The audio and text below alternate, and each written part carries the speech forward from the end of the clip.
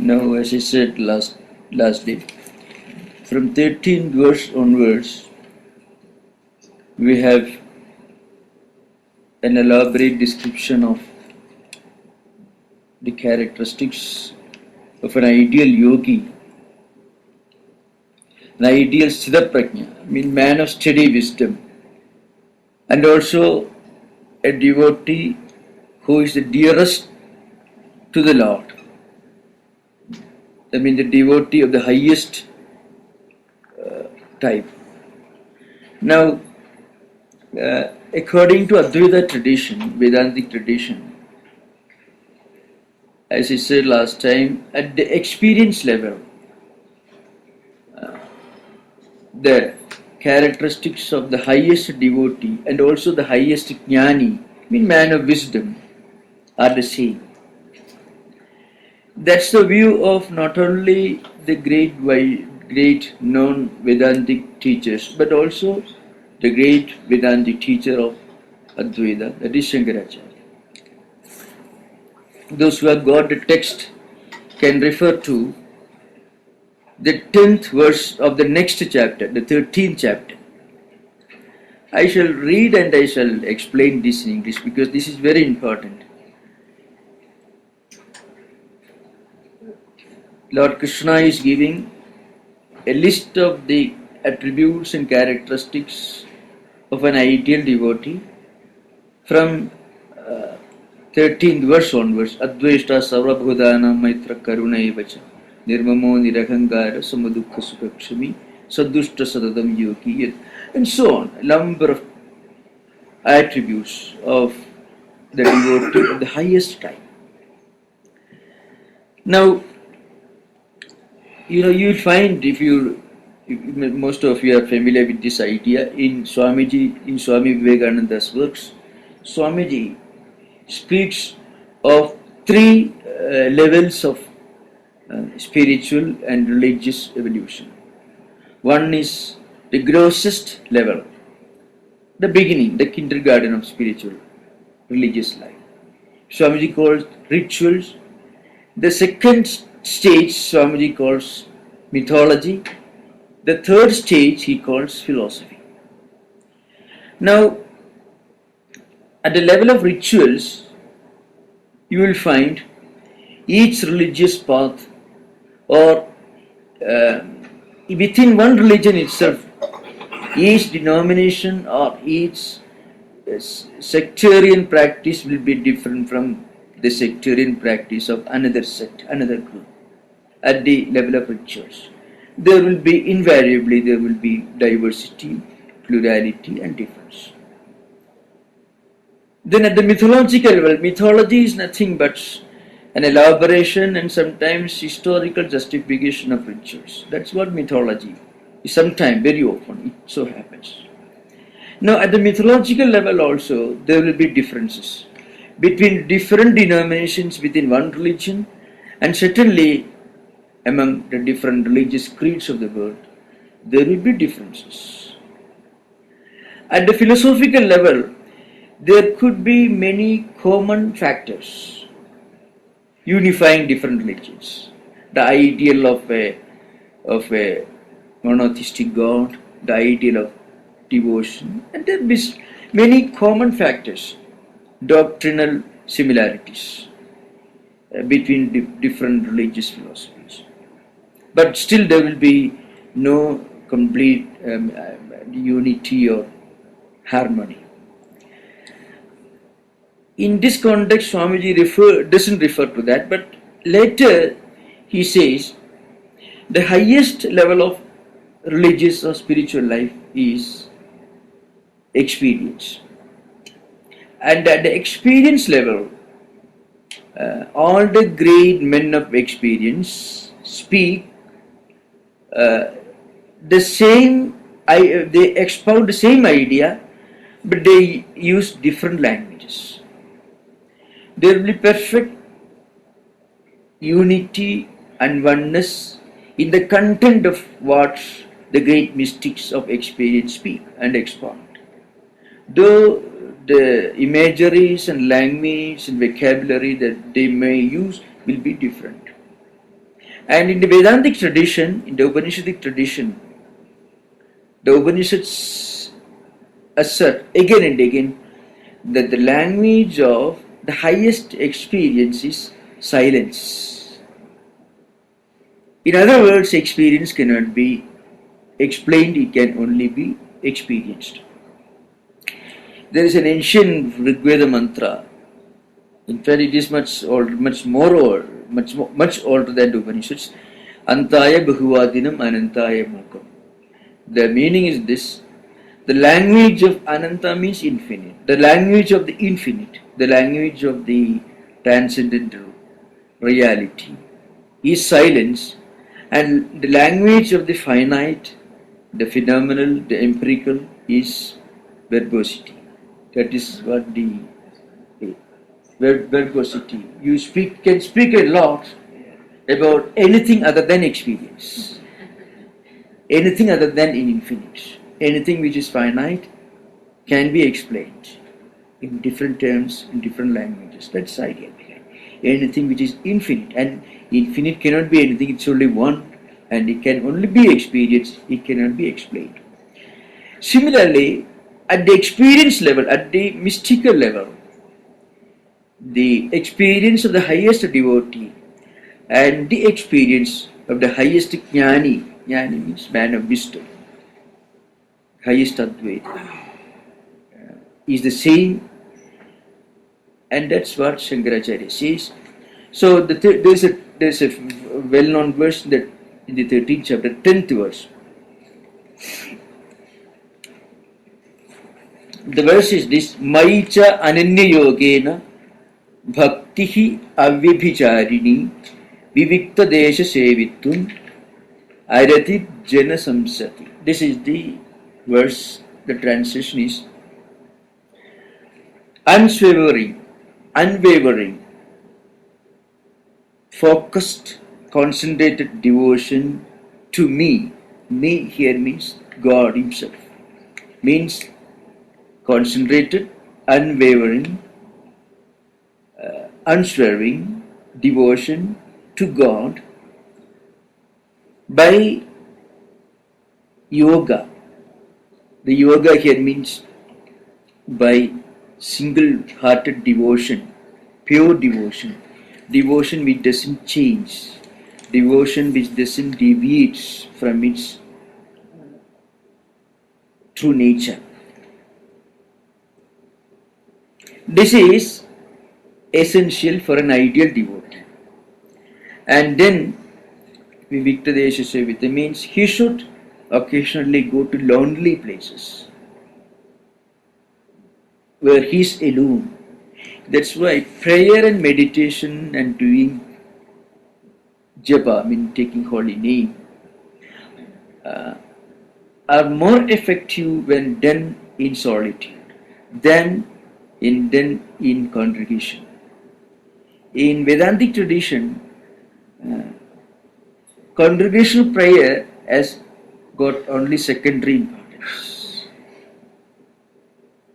That's Vedantic tradition. So, if you look at the pictures of saints like Buddha or Shankara or Swamiji meditative posture, or you find Sri Ramakrishna Samadhi posture, you find the eyes are indrawn, mind is indrawn, and you find the great pilgrims who travel from one end of the country to the other end. They travel thousands of kilometers, and then they reach a temple after great struggle and toil, and then when the temple doors are opened, they immediately close their eyes. So somebody put a question: you have taken all the trouble traveling for months in ancient times. It may have taken years walking all the way to reach the pilgrim centers somewhere in the Himalayas, 14,000 feet above the sea level, Badrinath, and the temple open, you close your eyes. Why did you take all the trouble? So, in fact, all external rituals ultimately end the inquiry inward. Because when the temple doors are open, when you see the deity, you have seen, then you want to see the deity within. So any attempt to close the eyes and to see and experience the reality within is an attempt to meditate in loneliness. So here in this 13th chapter, 10th verse, the Lord Krishna says, you must resort to solitary places to make your spiritual practice more effective. And again, a complete distaste, complete aversion for the society of anybody else. Remember, it is not a kind of withdrawal symptom or an attempt to run away from people. At the beginning stage of spiritual practice, one should have a tendency to pray and meditate and take the holy name of God in solitude. That point is stressed here. And Lord Krishna says, this should be accompanied by pure, unchanging devotion, single-minded devotion, devotion of the highest type. Here Shankaracharya has got a very beautiful commentary. I shall read the original and I shall translate and explain in English. Maicha Ishware Ananyayogena Aprathak Samadhina Na Anyo Bhagavatu Vasudevat Parah Asti Adassa Eva No Gitihi Iti Evam Nischida Abhibhijarini Buddhihi Ananyayogaha Tena Bhajanam Bhaktihi Na Vibhijarana Sheela Vibhijarini. The next word is very important, next sentence. Sacha Jnanam. Sa means that devotion, that pure devotion. The devotion that you practice in bhakti, the path of devotion. That is sa. Sa means is a pronoun, that. It's a feminine gender. That bhakti is jnanam itself. It is jnanam also. Jnanam means knowledge. So Shankaracharya says, this bhakti, where the devotee thinks and is convinced that there is no higher Lord than Lord Vasudeva. Vasudeva is the epithet, is the name, synonym of God. The devotee is convinced that there is no higher God than Vasudeva. And therefore that God is our only refuge, as we already explained while describing the concept of complete surrender. Anugulyasya sankalpaha pratigulyasya varjanam rakshasvidhi vishwasaha goptrutva varanam tatha atmaniksheba karpanne shadvitha sharanam. We already explained, according to Ramanuja, the 6 characteristics of the ideal of self-surrender to God. That means a natural inclination towards positive ideas, imbibing positive ideas, completely avoiding negative ideas, and then a strong conviction that God will protect me, and a strong conviction that God is my sole protector, and then a sense of self-surrender, resignation, resigning oneself to God, and also an aversion to all the obstacles, body consciousness, etc., which stand in the way of our progress in devotional life. Obstacles. These are the 6 steps, 6 factors which constitute the ideal of self-surrender to God's way, God's grace. Now, here Shankaracharya says, now this devotee who has reached this highest level of devotion and who thinks that there is no higher goal to be aspired for, to be sought after, other than the Lord Himself. And again, the devotee thinks that God is the only refuge. Other than God, Vasudeva, there is no refuge for him. And here he is fully convinced about this. And he never deviates from it. And he is always devoted to that reality, the Lord's. And then he says that too is knowledge. Means that devotion, that pure devotion is also the path of wisdom. It is also jnanam, sacha jnanam. This is the why I there is a special reason why I refer to this, because we are now dealing with the characteristics of an ideal devotee. And in the earlier verses we dealt with the path of worship of God with form, worship of the personal. And the third and fourth verses we dealt with the topic of worship of the impersonal. Now, which of these two devotees is described here? Whether the devotee who worships God with form or the devotee who worships God which impersonal, without form. That confusion may arise. So, the answer is, these characteristics are natural characteristics of devotees of both the types. Devotees who worship the path of devotion to God, the impersonal, and also the devotees who worship God as the divine supreme person, the cosmic person. For both these two types of devotees, these characteristics are natural attributes which automatically develop in them as they progress in the path of devotion. That's why this verse is very relevant in going further in this chapter. So I think we have already completed 13th verse. So santushtaha satatam yogi. As I said, the devotee should be ever content. Means any devotee, any sincere devotee who has just entered, but sincerely has entered the path of devotion, will have an inner feeling that there is something which he has already achieved and there is nothing beyond this that I should seek for. This is the meaning of santushta, means the one who is content, is always contented. There is nothing beyond this that I must seek. And then yathatma. So when he has already surrendered his mind to God, then these senses of perception, senses of action, and also his mind naturally take a Godward orientation. And that means his mind is now flowing, moving only in one direction, towards ideas related to God. So he naturally becomes self-controlled. That's the meaning of this word yatatma. Dridhanishchaya. And then of course that is a very important quality we described yesterday, elaborately. A strong determination, because there can be obstacles from without and there can be obstacles from within.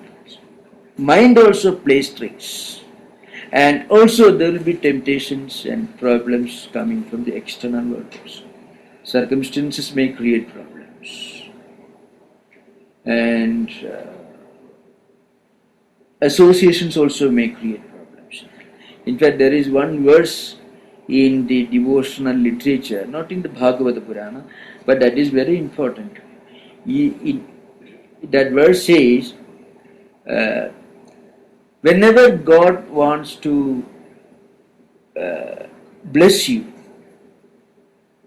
then He takes away everything from you. And in fact, a verse, of course, right now I don't remember. That is, maybe tomorrow I can quote. You see, the one whom I want to bless, tasya vittam haramyaham, that is one line of the verse. Means his money I will steal. What does it mean?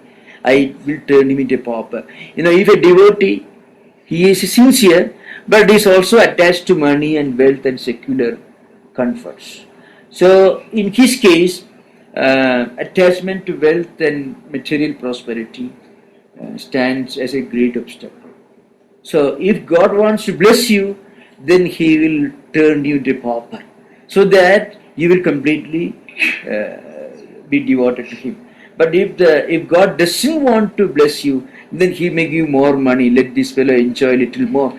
Let us wait for the next life. It often happens in the lives of devotees.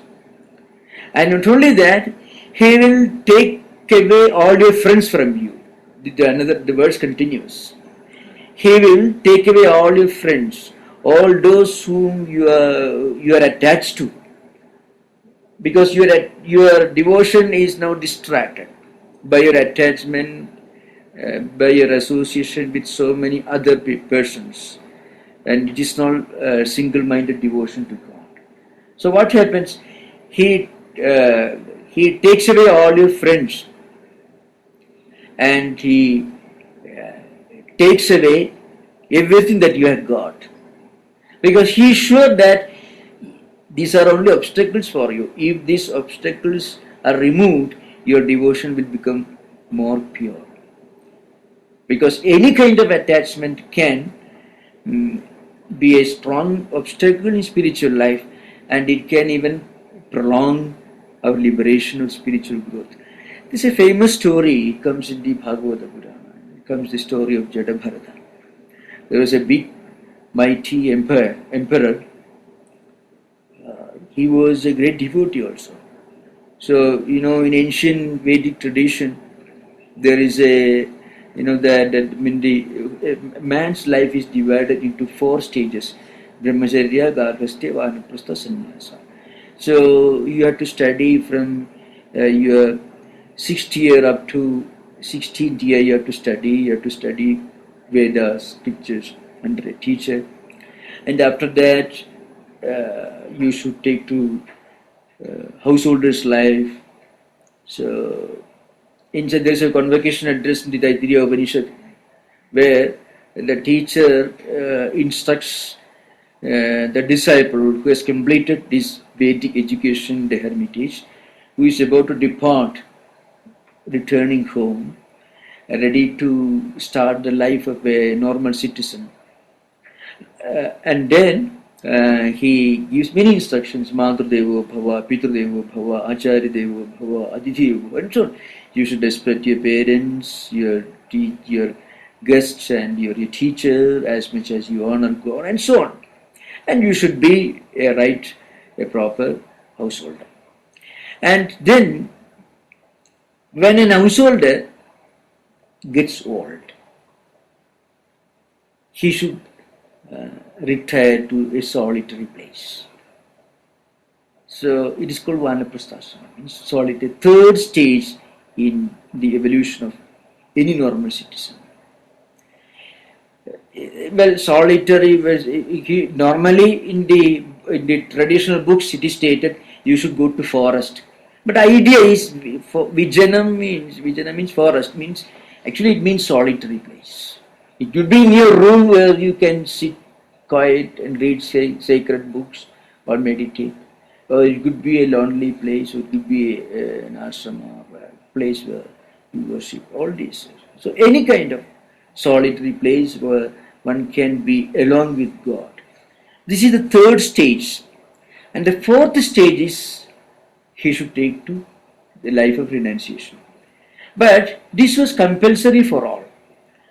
But those who feel strong renunciation right from their early days, right from their period of novitiate, can take to the life of a monk, a mendicant, sannyasa, even without going through the other stages. I mean, he need not become an householder, he can straight away become a mendicant.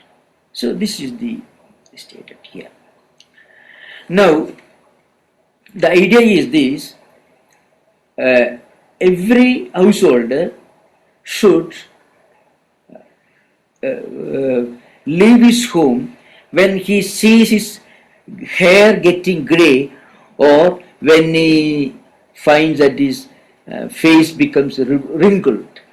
Grihasthasu yada pasyet bali palidam atmanaha Apatyasya apatyam tada aranyam samasi. This is the Manusmriti. Manu was a lawgiver who lived in the nearly 6th century BC. He said, an householder, what you should do when he sees that his hair is getting grey, or when he sees the face of his grandson, he is getting old, and again his lineage will be maintained when he sees the face of his grandson or granddaughter. Could be either way.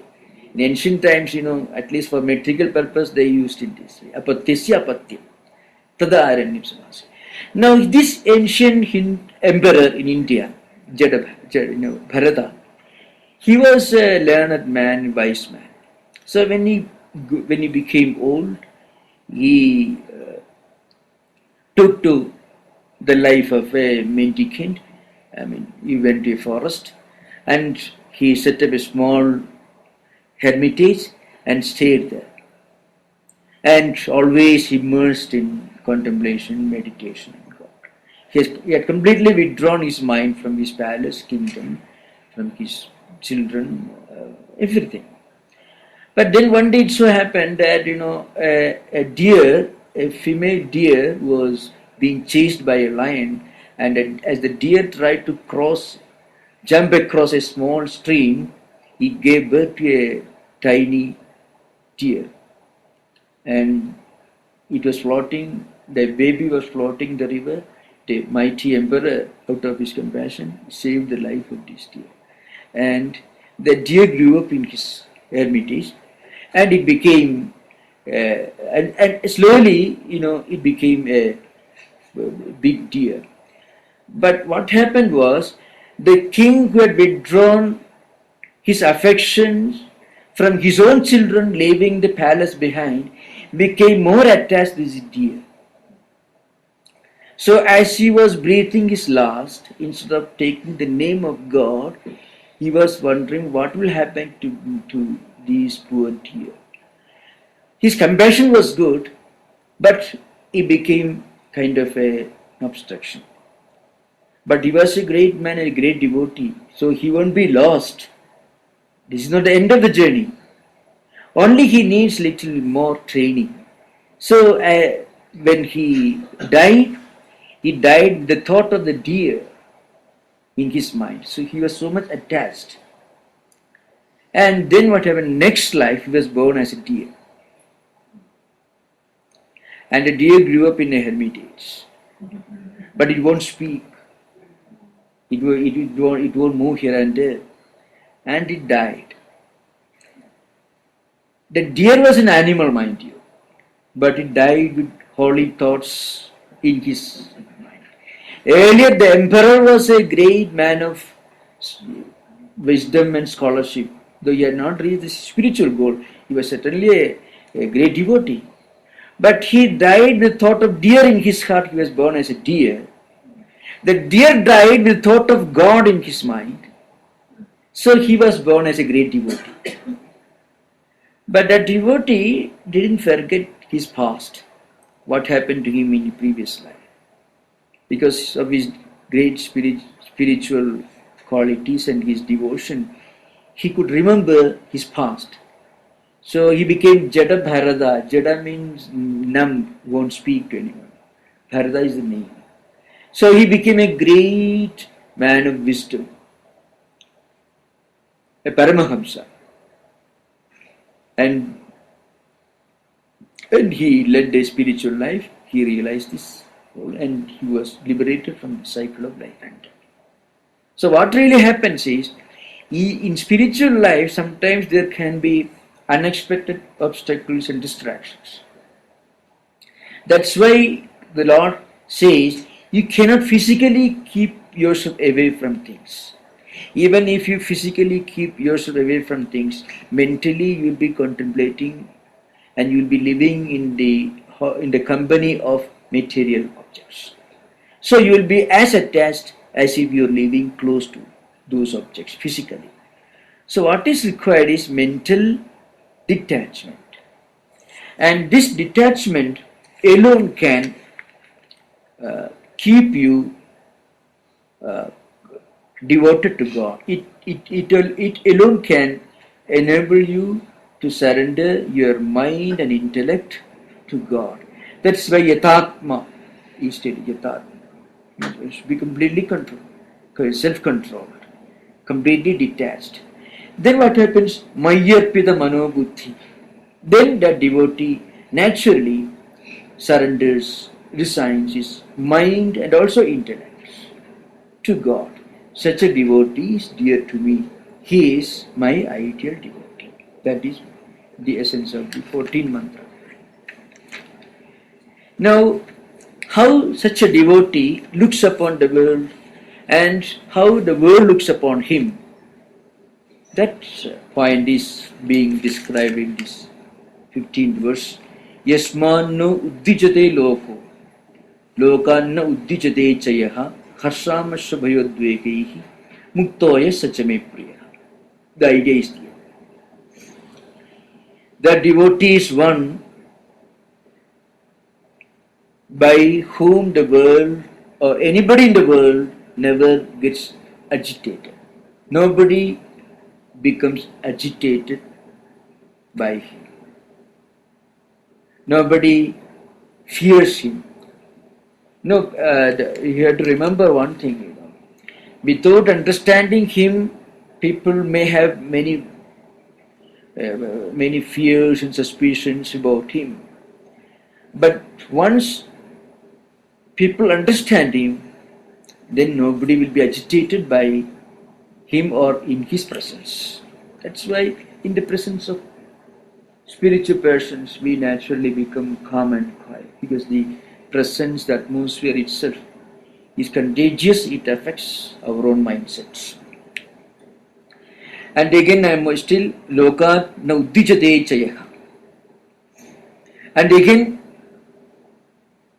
he also cannot be agitated by anybody or anything, any temptation in this world. The reason is mentioned in the earlier verse, Yatatma. He has completely controlled his senses and mind.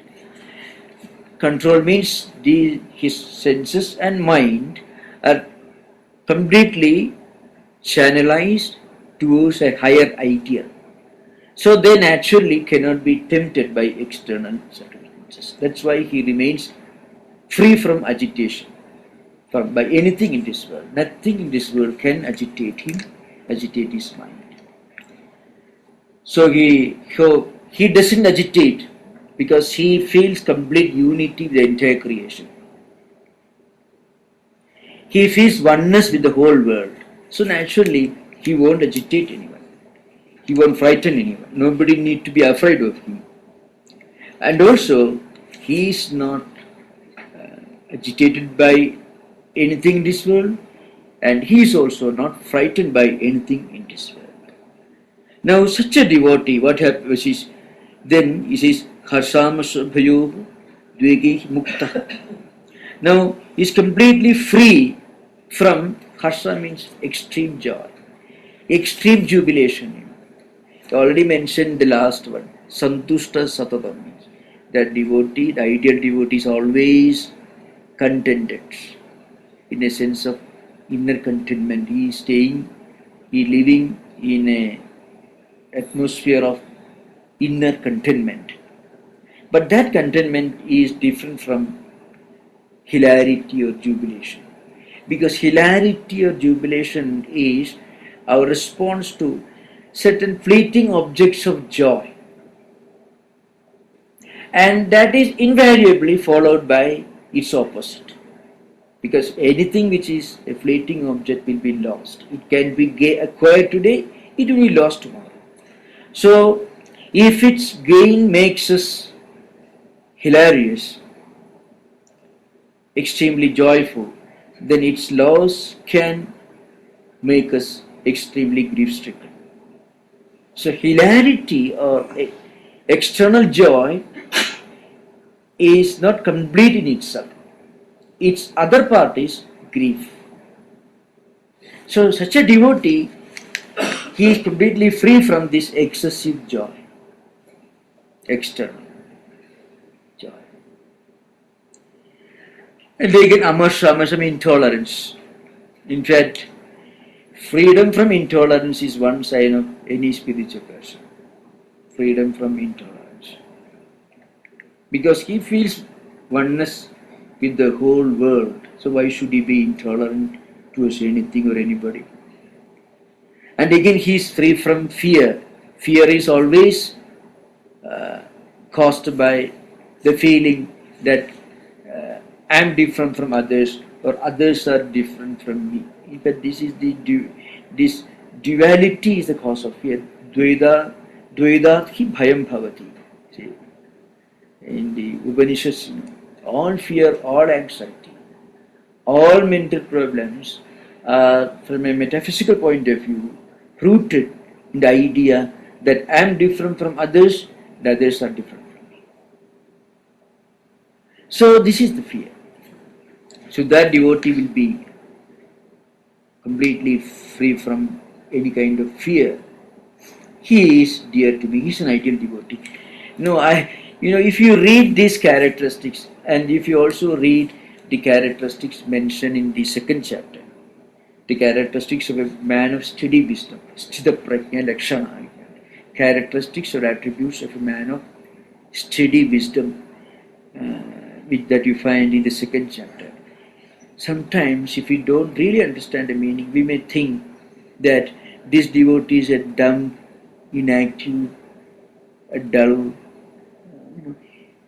Such an idea can arise in our mind. In fact, such misunderstanding has occurred not only to ordinary readers, even to great philosophers like Aurobindo makes a statement. You find in his book, Shankara's Brahman is inactive like a stone. Shankara's Brahman is inactive like a stone. You find in Aurobindo's things. Aurobindo didn't fully agree with Advaita, and Swamiji's exposition of Advaita he didn't like. So what I mean to say, people reading these books will think, well, this devotee is not happy, he is not unhappy, and there are many verses still coming. Shubha Shubha Parityagi, Sarvarambha Parityagi. Externally, if you read, he won't care either for anything auspicious or inauspicious. Such ideas you find. So all this may give the impression that this devotee is dumb and dull and inactive, but it is not so. In the next verses, Sri Krishna makes that point still more clear. In the next verse, you see, Anapeksha Suchihi Daksha Udasino Gatavyathaha Sarvarambha Parityagi Yomad Bhakta Same Priya. He is completely free from dependence. He doesn't depend upon anybody or anything. Why? Because he is santushta. He has achieved something which is complete in itself, and that gives him the feeling that there is nothing more to be achieved, more to be attained, to be aimed at. So that strong contentment makes him independent, completely independent. So he is free from dependence. Again, Shuchi, he means pure. Pure means mentally, intellectually, in all respects, he is purity in itself. Daksha, there is a word daksha, that answers their problems. Daksha means efficient, prompt in execution of things. Dynamic, active. That's the meaning of daksha. He has the ability to do whatever he has undertaken. He is capable of doing whatever undertaking he has shouldered upon himself. That's the meaning of daksha here. So, in the next verse is Sarvarambha Parityagi. That should be read together. The literal meaning is he won't undertake any projects. He completely renounces all undertakings. Means he will not, he is not a workaholic. jumping from one work to another work and so on. I want to achieve that, I want to achieve still further beyond, I want to go ahead. Too much of drive and push, and also too much of activity, self-imposed activity, close to workaholism, and of course tension and stress all come together. So he won't overburden his own shoulders with too much of activity or workaholism. At the same time, he is very efficient, he is not inactive, he is not dull, he is not lazy, he is active, dynamic, efficient. At the same time, he is not a slave of his work. See, those who jump from one work to another work, wants to achieve everything in this world, they are slaves of their senses, because the senses drag their mind in a perpetual pursuit of external objects. And that creates tension, and that keeps them busy all the time, because mind is restless. And naturally there will be stress and tension. Such people cannot, it's very obvious, if you find anybody completely restless, and there are some people say, I cannot keep quiet for one moment, I'm always saying, it is not a compliment. The man probably thinks that you will compliment him, you will congratulate him for his active habits. But if somebody says that I cannot keep quiet for one moment, it is something wrong with you. To be quiet is as important as to be active. Otherwise, he is a slave of his action.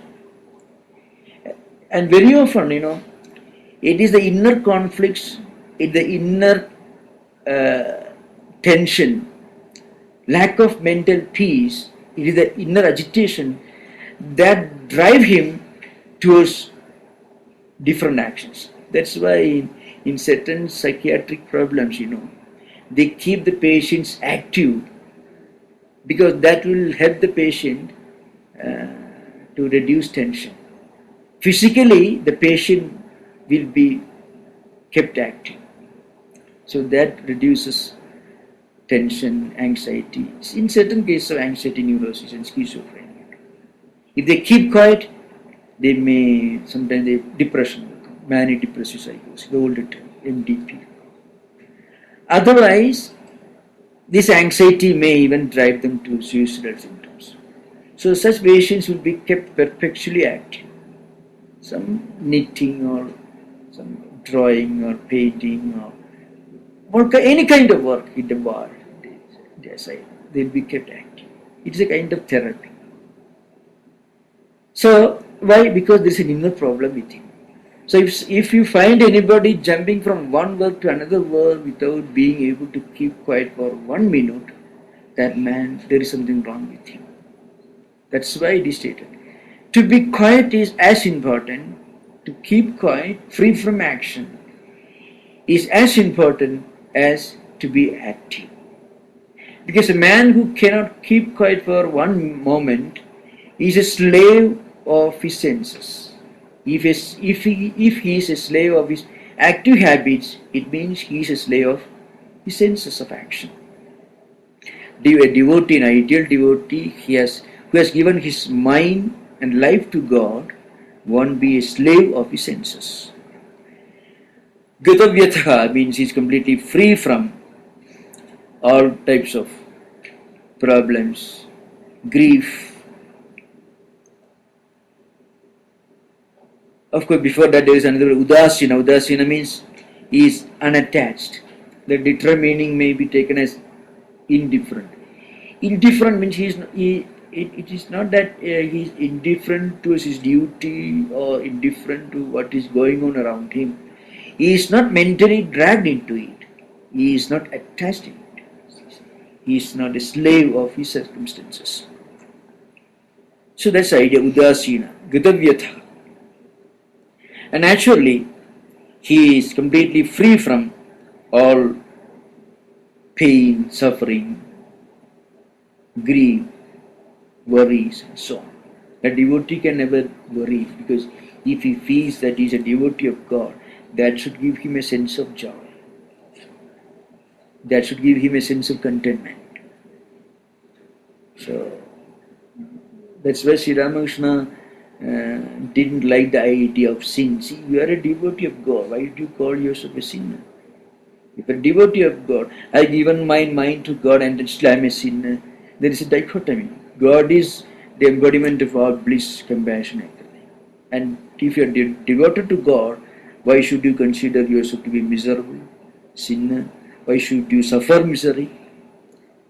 So true devotion gives a kind of inner contentment without exuberance of joy visible outside, an inner sense of contentment. He will be pure, he will be efficient, but he will not be a workaholic.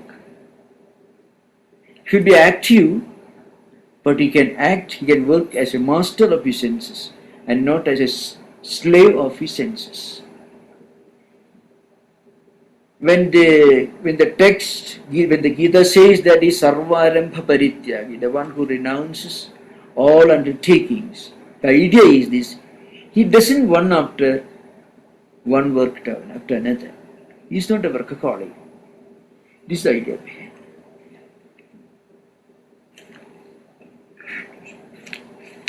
Then again, yona hrishyati. Yona hrishyati, that same idea is there. Yona hrishyati. Na dveshti, na kamshati. Na shochati, na kamshati.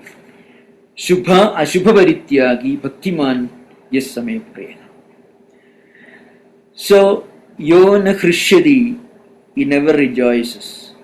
But remember, one of the first conditions for an ideal devotee, Lord Krishna said, he should be always in a state of inner contentment. But he will not be in a state of exuberance of or external exhibitions of joy, which is superficial. Contentment goes very deep. See, as I said in this, yona hrishyati, hrishyati means when you get something, you are laughing. You become exuberant. As I said, that exuberance is one side of the coin, the other side of the same coin is grief. So the only way to go beyond transitory grief is to go beyond transitory joy. One can never have a coin with only one side. So the only way to go beyond misery is to renounce all attachment to joy. If you can give up all attachment, all desire for joy, then you can be free from grief also. Because the real joy is the joy which goes beyond all this. That is, as yesterday I quoted, Sukham Atindigam Yettat Buddhigrahyam Atindriyam. That Atindigam Sukha means that ultimate, the paramount, the supreme joy, which is called contentment mentioned in the earlier verses. Maybe yes, in the so in the 14th verse is a contentment. That contentment goes beyond hilarity, beyond exuberance of joy, and also it goes beyond grief. So naturally, this devotee is not, he doesn't become jubilant when he gets something, a fleeting object of joy. And therefore, for that very reason, he is free from hatred. Because if a man becomes exuberant, too much of external joy, then the time is not far when he will become extremely grief-stricken. Because the object that gives him this exuberance of joy will be lost. These are fleeting objects, whatever may be, all material, empirical sources of enjoyment, money, wealth, whatever it is. So he will not have to suffer grief or misery. That's why he never rejoices and he never hates. And again, he never grieves. Yona hrishyati nadveshti. Nashowachadi, and he's never grief stricken. Why? Nakamkshadi means he has no desire. He doesn't have any desire for anything. So such a devotee, an ideal devotee, he never rejoices. He is not moved by external objects of joy. And he never hates. He never grieves because he has no desire. And then Shubha, Ashubha, Parityagi. Shubha means good.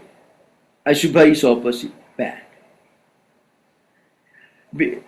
Because he goes beyond both, he is always in a perpetual state of bliss.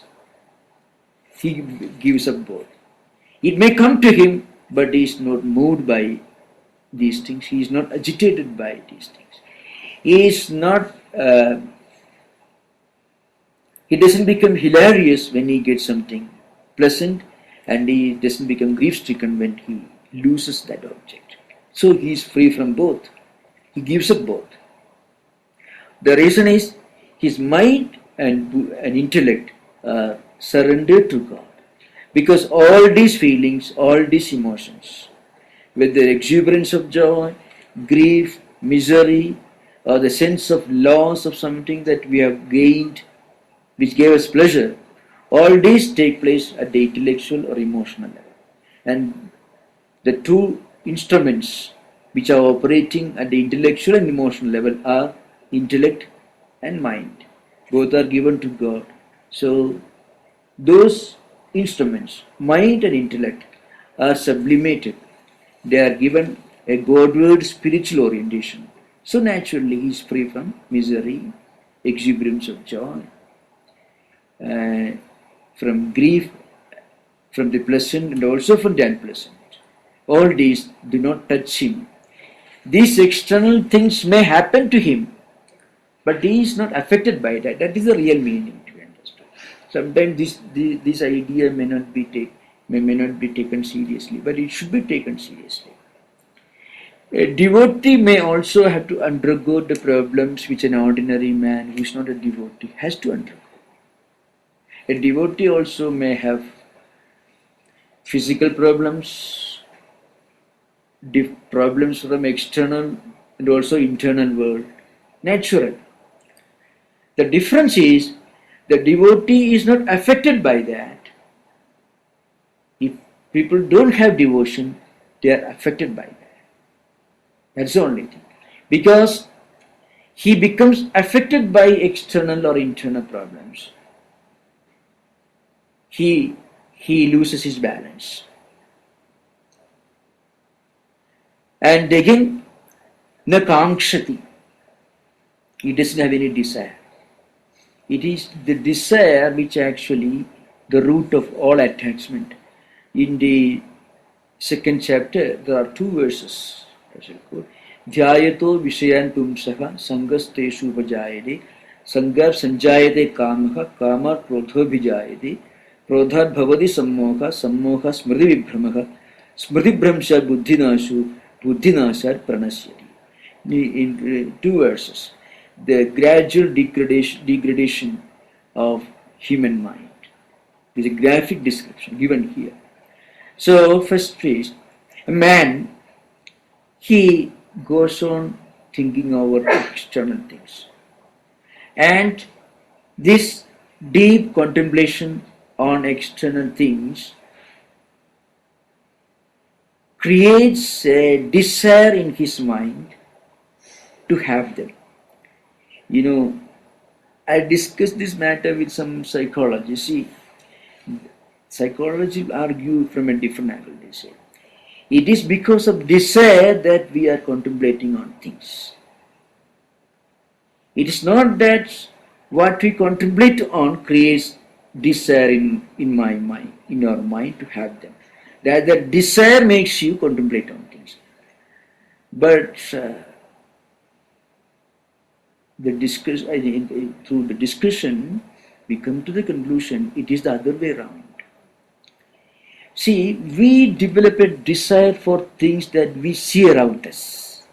We don't create an object in our mental horizon and then have developed a desire. Because the the five senses of perception drag the mind towards objects which are available in our surroundings. And mind naturally goes there. And then, as a result of this contemplation on external objects that are available around, there arises a desire in our mind to have them. It is not desire that drives the mind towards external things. At the practical level, of course, without desire, if a man is free from desire, his mind will not be dragged. That's a different matter. But I'm talking about the ordinary human beings. Whatever we pursue around us, our mind is dragged towards those objects by the ears, by the eyes, by all the five senses of perception. And then man develops a desire for it. And then, of course, before this desire is formed, an attachment also takes place. So, dhyayato vishayan pumsaka sangha teshu. So, an attachment comes towards those objects. It is because of desire only. But desire becomes strong as a result of attachment. And then we strive to acquire them. And very often people fail. And when they fail, they become angry. So, kama krodho vijayate. From this extreme desire, when the desirable objects are not available, anger. So, and then what happens? When anger comes, mind gets completely deluded. So, kama krodhat bhavati sammoha. Sammoha means complete delusion. Mind loses balance. So, mind gets completely deluded. So, krodhat bhavati sammoha, sammoha smriti vibhramaha. Because of this delusion, memory is lost. Memory gets confused. Memory gets confused. What am I? Why should a man like me, a spiritual aspirant, should not have desire for these external things? This power of discrimination or discerning is lost. So, and then smriti bhramsha buddhi nasa. When this memory or this discriminative power is lost, when discerning power is lost, intellect also gets degraded. And when intellect, discerning faculties and maturity of mind, when everything is lost, it is complete degradation. That is the essence of this sloka. Now, the devotee is free from all this, because he never rejoices and he never suffers. He never hates and he doesn't care for either good or bad or evil, because he is completely free from any kind of desire. His mind remains steady. This is the idea behind. I think it's already time. Now you can ask for any discussion. 25 minutes we have got.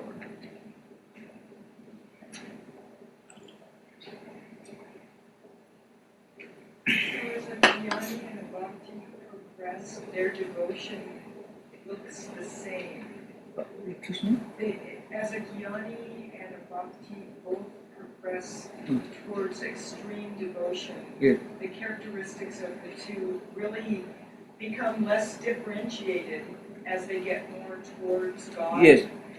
As they approach towards their goal, as they come closer and closer to their goal, then differences decrease. Because a devotee's mind is given to God, so it doesn't go elsewhere. So it just got a strong point of focus, concentration. So that mind is not distracted, it doesn't get scattered to different material objects. On the other hand, a jnani he looks around, he sees various objects, then he realizes all these things are fleeting objects. External world, the senses of perception which perceive them, even the mind, the intellect, all these things are external, all these are fleeting objects. And behind and beyond and above all this, there is one unchanging reality, Atman. That is what a jnani does. So a jnani reasons out, he uses his reasoning power.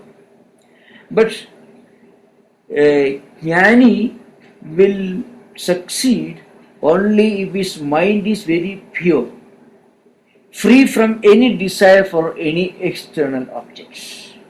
Otherwise, his mind will intellectually perceive them, but then he will not make 1 inch of progress if his mind is not ready for it. For a bhakta, his mind may be naturally distracted, but what he does, these senses of perception, mind, these thoughts, impressions, emotions, all these which are scattered, which take him to different objects, he simply tries to put them all on God. He may not always succeed at the very beginning, but slowly he will succeed because he starts reading devotional literature, he starts listening to devotional literature, and physically he may perform rituals. So through all his senses and through his mind and intellect, he is somehow doing things which are related to his object of devotion. So for him it is very easy. Jnani has to control, restrain his senses and stand guard over them. A bhakta offers all this at the feet of God. So much of the responsibility is transferred to God in the case of a devotee. In the case of a jnani, he won't get any such external support. So, not that jnani is, jnana marga is impossible, but it is possible only for those who are highly evolved. That's the view of Advaita teachers also. All the great Advaita teachers, they assert this point. You were talking about Arjuna doing his sacred duty, and I was thinking about how sometimes it's so hard to know, when you're in difficult circumstances, what is your sacred duty? And I was just thinking about, all right, let's say you are in a work situation that seems very difficult, and you don't know whether your sacred duty is to stay and fight, as it were, or if you should leave, as Arjuna, to withdraw. What is your duty in a situation? And then this morning when you said that we're speaking about devotion, I wondered if you could say that your sacred duty is that devotion, just to try to remain devoted to God, in that situation and see what happens, or how can you know what's the right thing to do? Yes, now if you are engaged in a profession or in a position of responsibility, then it's obvious that your duty is to perform that work to the best of your efficiency. But suppose you feel that I can switch over to another profession, there is nothing wrong. But you cannot become inactive, because all these are determined by the external conditions, the environment and all that. So if somebody thinks, well, I must completely withdraw from all work, I must sit quiet, doing nothing at home, it is wrong. It is not only not wrong, it is even dangerous. Such people generally do a lot of great work, unselfish work for philanthropical societies, charitable societies. They do a lot of work. So people who can afford to withdraw from all work, they can and they should spend their time dedicating themselves to helping non-profit organizations, and thereby they feel that they are doing a great work. There are many people who have made enough wealth, who have done a lot of work, and who feel, well, I'm enough of this. No, I should divert my attention to something else. It is perfectly all right. But even without doing that, if he simply keeps quiet in his home, it is wrong. That's why Sri Krishna makes this point. Uh, one should never physically and mentally try to withdraw from work. That's where Krishna emphasizes this point. But switching over from one work to another work is nothing wrong, because circumstances, workplace, the situations arising in workplaces, all these are factors one can decide. And what do you take about devotion? Is your sacred duty is devotion, is true devotion? Would you say Or that? it depends upon our own temperament. Uh-huh. You see, it depends upon our own temperament. There are many people who would say, well, I would rather accept jnana or I would rather karma. Nothing wrong in that. But with regard to jnanam, means the path of wisdom, there are certain important points to be kept in mind. It is not easy for a beginner, because our mind very often will dwell on certain ideas and or our intellect, and then we may delude ourselves into the conclusion that we have actually reached that goal in spiritual life. We have not always reached an idea which we have only intellectually cognized. Devotion also, this problem is there. Suppose you sing a song or you read a scripture, you meditate, and suddenly a kind of ecstatic, and that we mistake to be spiritual experience. That problem exists in devotional life also, in the path of wisdom also. In both is there. But and in the path of karma, this problem doesn't arise. That's why Sri Krishna says it is very simple. Because you do all the work that you can do to the best of your ability with all concentration, and then mentally you develop the conviction within, it is God's work. The work and also its results belong to Him. So it is for Him to bother about whether my work was effective or not. But this should be done after doing our best to make our work effective. There should be no indifference or complacency. That's the idea.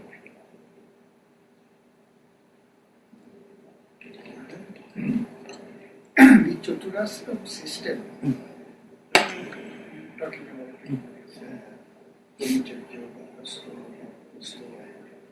sannyas, that's not the Chaturasram system. 4 stages of life I outlined. 4 stages of life in ancient India.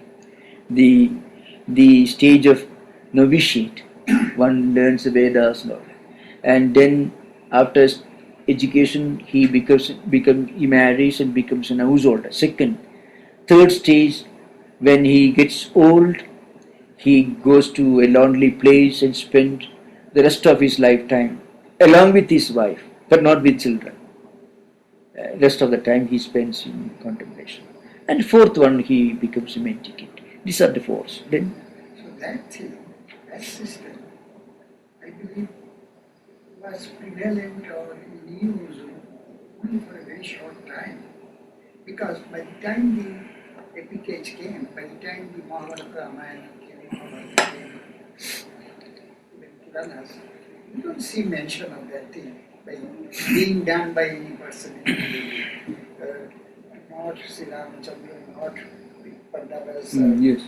Lord Krishna himself, or nobody did that. I mean, there is no mention anymore in later scriptures. Yes, I mean, you can stay in your palace, not with luxury, and you can still continue doing your duties and surrendering to God. Thakur never had to leave mother and go to sannyas. No, yes, the idea is, of course, this is with regard to the development of the institution of sannyasa, mendicancy in Indian tradition. The institution of sannyasa, the formal institution of sannyasa, in fact, is the creation of Shankaracharya. At the same time, sannyasa ideal, the ideal of renunciation existed right from ancient Vedic times. Now, you find most of the great saints and sages whom you find in the Ramayana, Mahabharata and Puranas, many of them belong to Vanaprastha tradition. So it existed for quite a long time.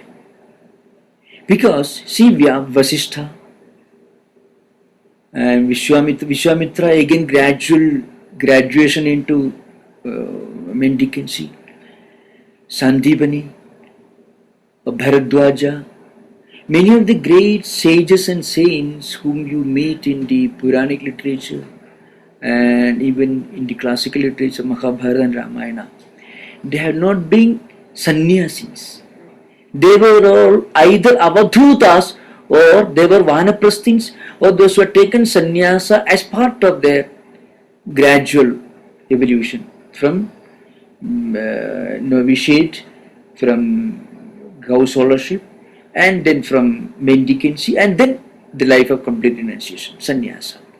In fact, many of them were either vanaprasthins or avadhutas, but not sannyasis. Because see, Dattatreya, Shuka, Sanaga, Sanandana, Sanankumara, Maitreya, all these, all Narada had many lives. The last life he was a Paramahamsa. Avadhuta, they had not taken formal sannyasa. The ideal of sannyasa as an institution in India started with Buddha, and in the mainstream Hindu tradition it started with Shankaracharya, Bala Sannyasa. But at the same time, the ideal behind sannyasa existed right from ancient Vedic times. Because throughout Vedic literature you come across many great Shuka, all these Sanaga, Sanantana, you find the Rigveda also comes. They were all great Paramahamsas who took to sannyasa life, the life of a mendicant monk, right from their childhood. But the formal sannyasa as a well-organized institution began with Shankaracharya. So this point should be corrected.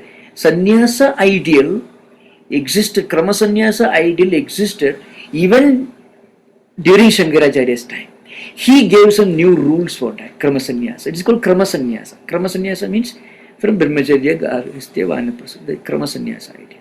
The other is called Vikalpa Sannyasa. So, organized sannyasa is okay from Shankaracharya.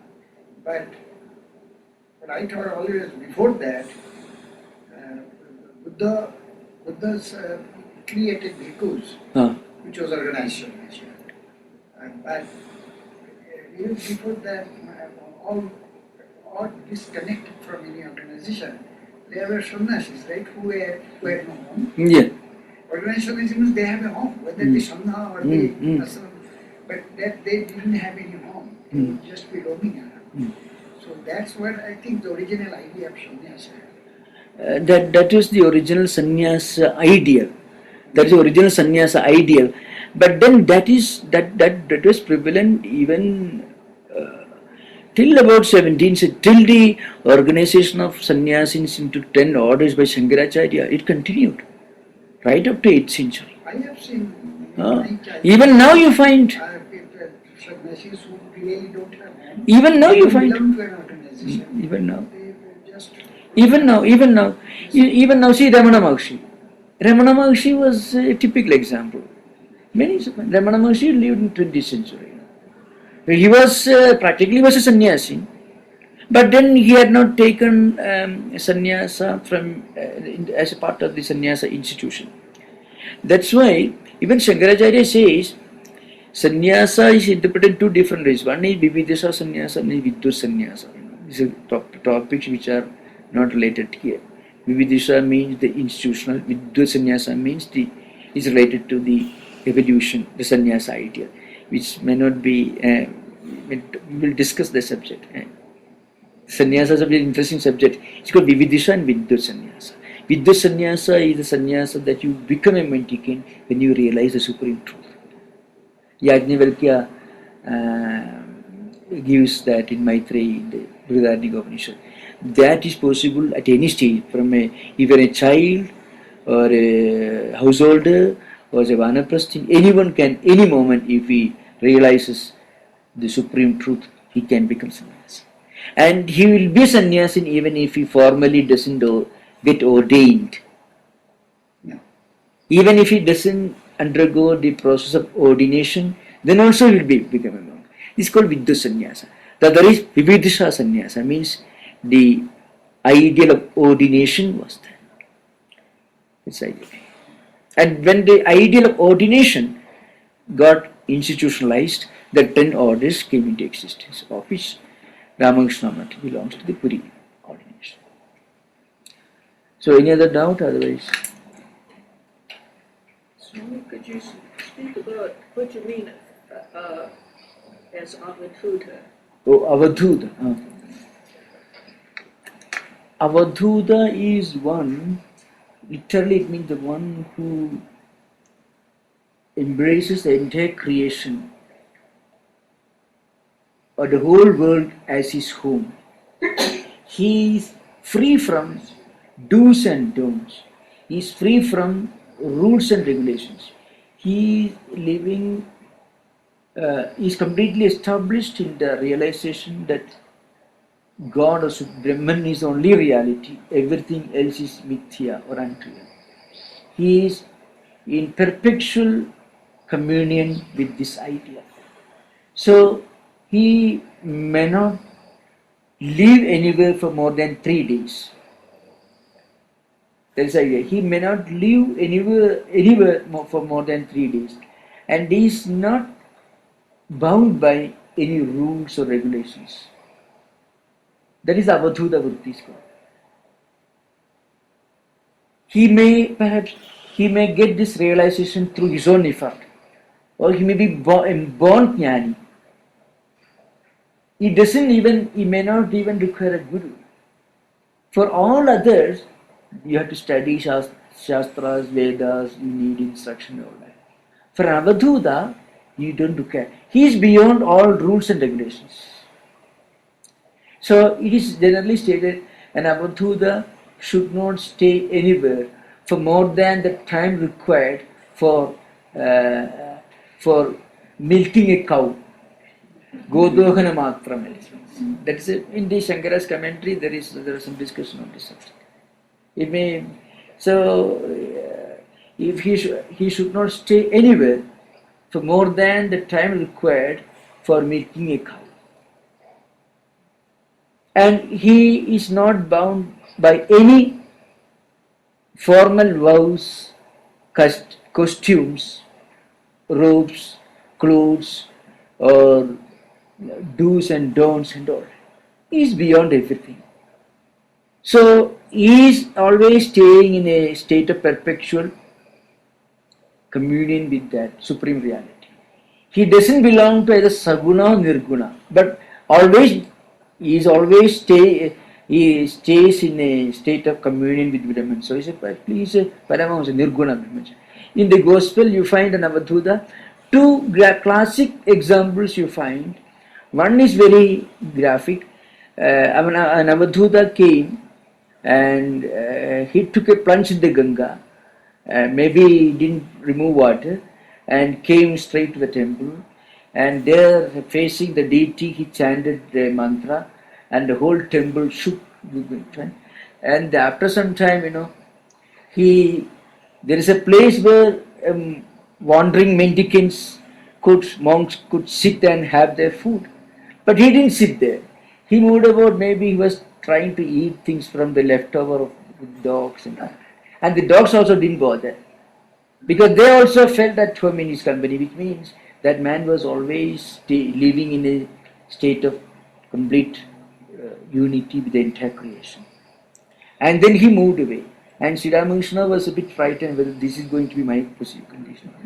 So he prayed to Mother. What were we afraid of? No, Sri Ramakrishna, because Sri Ramakrishna had to teach the world, if Sri Ramakrishna one day becomes like this, so what?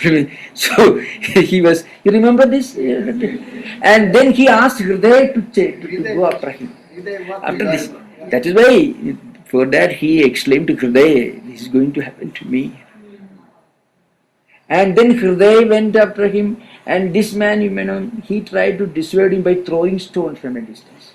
But Hriday persisted, and then he turned back and gave one instruction. When you cease to see any distinction between the ditch water that is flowing the gutter and the Ganga, pure water in the Ganga, Ganges, when you reach a stage where you see complete unity and similarity between both, when you cease to see any difference between the two, then you have reached. No, that's Nothing more is known about that. there are many, yes, many came and many went, we don't have any information. Many came to the explanation, many went. There is no official chronology of those things. But remember this incident? Sri Ramakrishna himself exclaimed. So, then he asked Hriday to go after him. Great mother, this did not happen to me. Because Sri Ramakrishna had a mission to perform, he had to teach, he had to talk to these youngsters who were coming to him, he had to turn them into his disciples, and through them he had to teach Veda, he had to bring back Vedanta. So all these will be upset if he becomes like that. Because the Avadhuta won't, at the Avadhuta stage, you are neither a student nor a teacher. You won't teach anything. Because that stage can only be reached and experienced, cannot be explained or described. So that's okay. Om Shanti Shanti Shanti.